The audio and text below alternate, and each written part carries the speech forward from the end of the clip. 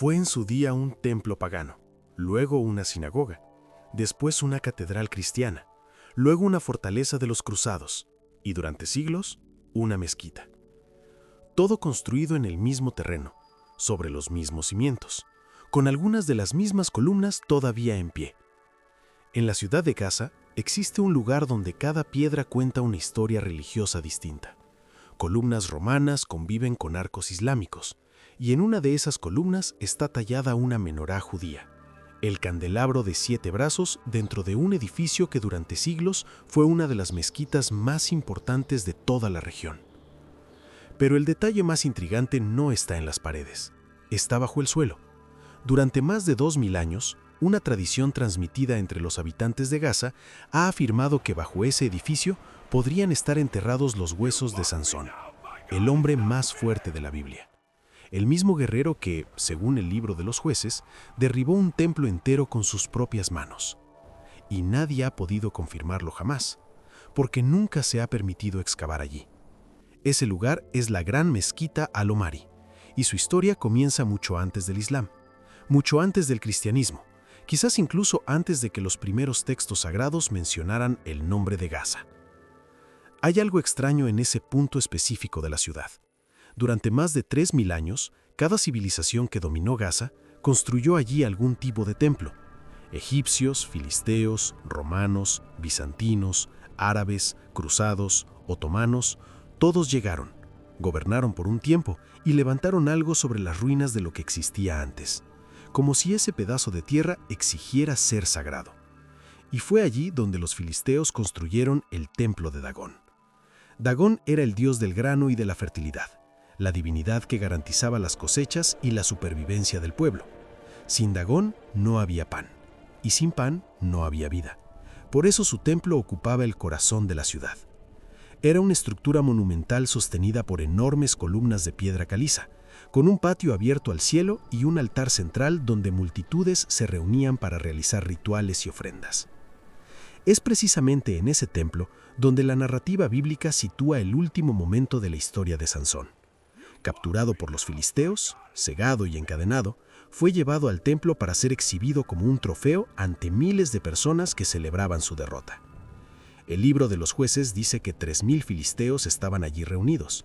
Se reían de él mientras lo veían débil y humillado.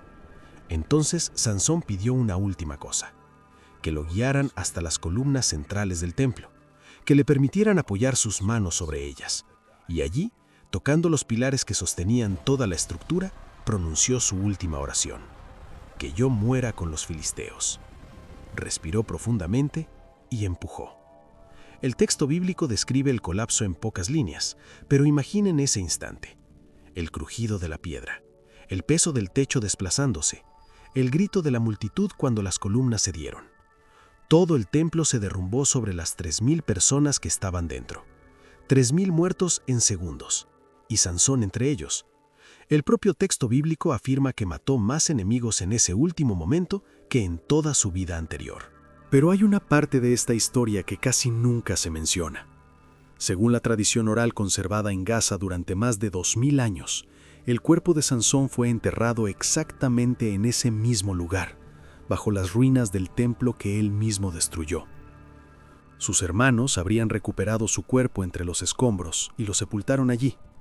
Y cuando pasaron los siglos, cuando el templo se transformó en iglesia y la iglesia más tarde en mezquita, el cuerpo habría permanecido allí debajo de todo, oculto bajo capas de historia.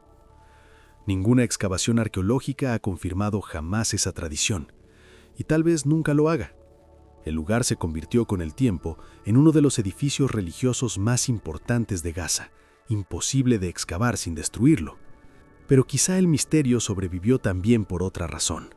Si algún día se encontraran allí los huesos de Sansón, ¿qué significaría eso para las 3 religiones que en diferentes momentos de la historia consideraron sagrado ese mismo lugar?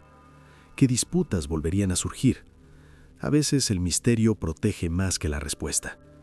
Y hay otro detalle sorprendente que ha sobrevivido a lo largo de los siglos dentro de ese edificio: una columna de mármol blanco de casi 3 metros de altura. En uno de sus lados está tallada una menorá, el candelabro judío de 7 brazos, y debajo de ella hay una inscripción en hebreo: Hananía, hijo de Jacob. Un nombre grabado hace casi 2000 años por alguien que quería asegurarse de no ser olvidado. Esa columna probablemente perteneció a una sinagoga de la época romana. Cuando se levantaron nuevas construcciones en ese lugar, fue reutilizada y reutilizada de nuevo. Cuando el edificio se convirtió en iglesia, la columna seguía allí. Cuando se transformó en mezquita, también permaneció. Una menorá judía dentro de un edificio islámico, y nadie la destruyó. Ese pequeño detalle revela algo extraordinario sobre ese lugar. Durante siglos, diferentes religiones ocuparon el mismo espacio sin borrar completamente las huellas de quienes habían estado antes. Lo sagrado no se destruyó, se incorporó. En el siglo V, durante el periodo bizantino, se construyó allí una gran basílica cristiana, probablemente dedicada a San Juan Bautista. Era tan importante que aparece representada en el famoso mapa de Mádaba, un mosaico del siglo VI que muestra las ciudades sagradas de la región. Gaza aparece claramente, y en el centro de la ciudad se distingue aquella iglesia levantada sobre el mismo terreno donde antes había estado el templo de Dagón. En el año 635, las fuerzas musulmanas llegaron a Gaza. La ciudad no cayó mediante una batalla sangrienta, sino a través de negociaciones. Se alcanzó un acuerdo y la basílica sería convertida en mezquita. Y una vez más, las columnas fueron conservadas. Columnas romanas, columnas bizantinas, incluso la columna con la menorá judía permaneció en su lugar. Para los constructores del siglo VII, aquello no era una contradicción, era la base del edificio. Así nació la mezquita Al-Omari, llamada así en honor al califa Omar ibn al-Khattab, quien según la tradición oró allí personalmente por primera vez. Durante siglos, la mezquita prosperó. Los peregrinos que viajaban hacia Jerusalén pasaban por Gaza. Eruditos llegaban desde lugares lejanos para consultar su biblioteca. El minarete, con base cuadrada y torre octogonal, se convirtió en uno de los símbolos más reconocibles del horizonte de la ciudad. 5 veces al día, el llamado a la oración resonaba por las calles estrechas de la ciudad antigua. Pero la historia del edificio nunca fue tranquila. En 1099, los cruzados conquistaron Gaza y transformaron la mezquita en una catedral cristiana. Las campanas sustituyeron al llamado a la oración y los frescos cristianos cubrieron los mosaicos islámicos. Décadas después, en 1187, Saladino recuperó la ciudad tras la batalla de Jatín. La catedral volvió a convertirse en mezquita. Las campanas desaparecieron, los frescos fueron cubiertos, pero las columnas permanecieron. En 1260, los mongoles invadieron la región, saqueando y destruyendo ciudades enteras. Gaza fue atacada y partes del edificio resultaron dañadas. Manuscritos se perdieron, tesoros desaparecieron. En 1294, un fuerte terremoto derribó el minarete original. Pero cada vez la comunidad reconstruía el edificio. En 1355, el viajero Ibn Battuta pasó por Gaza y describió la mezquita como un edificio majestuoso sostenido por columnas de mármol que reflejaban la luz como espejos. Él no sabía que algunas de esas columnas provenían de templos romanos, otras de sinagogas judías, y que quizás bajo el suelo que pisaba podía encontrarse el cuerpo de Sansón. Durante el período otomano, la mezquita desarrolló una biblioteca extraordinaria. Manuscritos raros llegaron desde distintos rincones del mundo islámico, copias iluminadas del Corán decoradas con oro y azul, tratados de Al-Ghazali sobre espiritualidad, obras de Ibn Arabi sobre misticismo, crónicas históricas escritas por eruditos locales que registraban acontecimientos que no aparecían en ningún otro lugar.